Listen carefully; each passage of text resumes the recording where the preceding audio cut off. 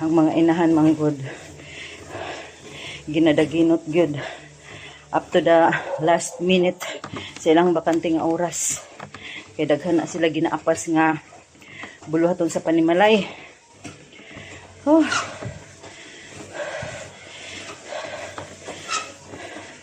Anyway, mapasalamaton lang gyud ta permanente sa Ginoo kay inig mata sa buntag maayo tong panglawas buhi maayo pa pod ang atong panghuna-huna kay daghan na mga tawo karon nga tungod sa pressure hagit sa kinabuhi dili na makatulog ang uban, labi na kadtong uban nga nagabitbit pa og trabahoon sa ilahang panimalay, maapektuhan gyud ang ato ang mental and emotional health ana.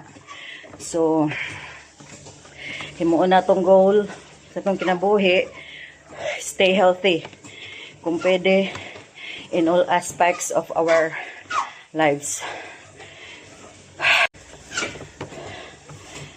Salamat ani nga trade mill. Puslan gyud sa town.